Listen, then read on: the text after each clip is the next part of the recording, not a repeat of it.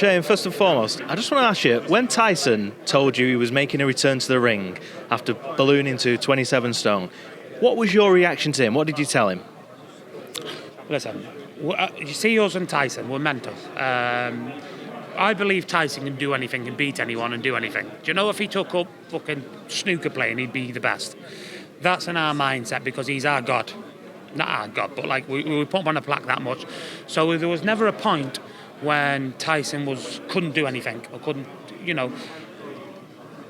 Tyson, well, here's what it is. Listen, it was a sad moment to see him go that big and to be the way he was. But we didn't understand what was going on with his mental whatever, with his mind.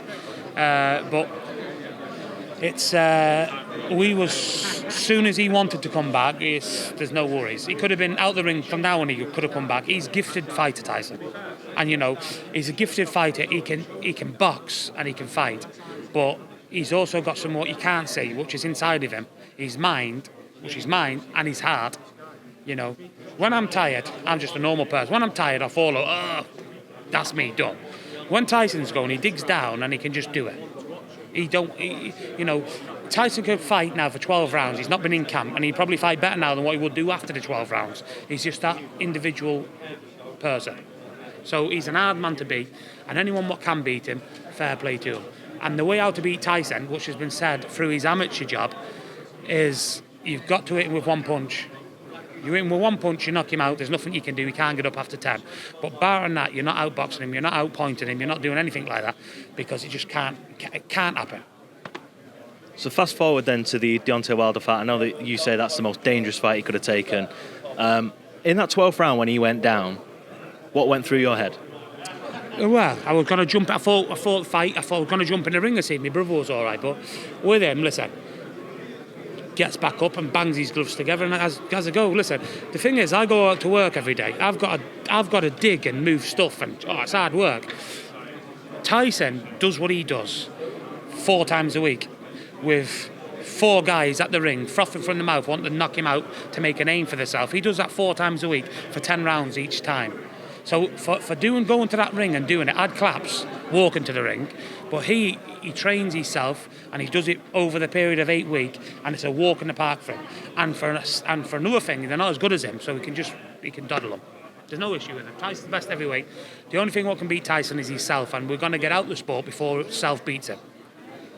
So we fast forward 4 years on. He's fought Deontay Wilder 2 more times. He had a few in-between fights. Now the story is that Tyson Fury will eventually fight Anthony Joshua.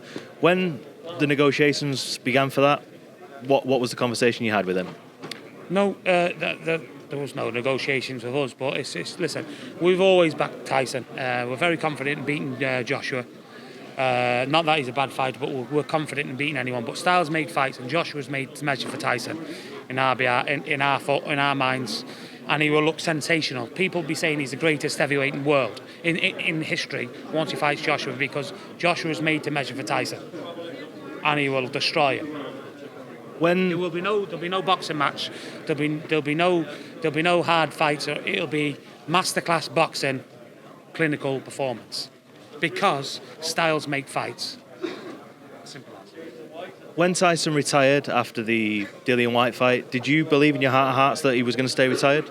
No, I didn't know. All I want Tyson, next time he does come out with that bullshit, retiring, let him be retired, because the more you play around with it, the more it's taking a toll on. Listen, fate for a start. I'm a big believer. You talk about something often enough. He'll say, fuck you, you're having it. Go on, you want it, you've got it. Do you understand? So we don't want to hear none of that. I would like him to fight Joshua now and fight Usyk, probably a rematch of Usyk, and see you later, because he's completed the game. When you say a rematch for Usyk, is that just because you want to fight twice? There'll be a rematch, yeah. There'll be a rematch. Is that because Tyson will win or Usyk will win? No, Tyson will win, but there'll be in these big fights, I believe there'll be rematches. Too much money at stake. Should Tyson come on the wrong end of an Anthony Joshua fight, would you want to see him rematch Joshua? Yeah, 100%. It's a fight. And listen, and again, you're not losing by having a rematch with Joshua, are you? So it is what it is. But that we don't look that way. We don't look that way. But we'll be very confident in that fight.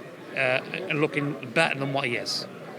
And just lastly, on this card in particular, Joe Joyce, Joe Parker, you're firmly in the Joe Parker camp. What's he been like in the gym? What's he been like when you've seen him and part of the family? How do you see this fight going? He's as solid as a rock mindset. He's been taught by the best. He's going through drills. He's got game plans, nutritionists and everything else. If he can't do it Saturday night, he's not good enough. Joe Joyce is better than him.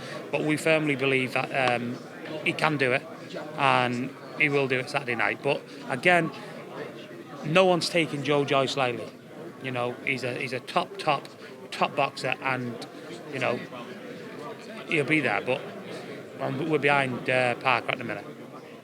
If Parker wins and the gods align that Parker should fight for that WBC belt, would they fight? No, what'll happen is Tyson will win the unification, give the belt up, and give it Parker, because there's no way them two's going to fight. For me, Joe Parker's a very close person to us, but for Tyson, he's like a close cousin.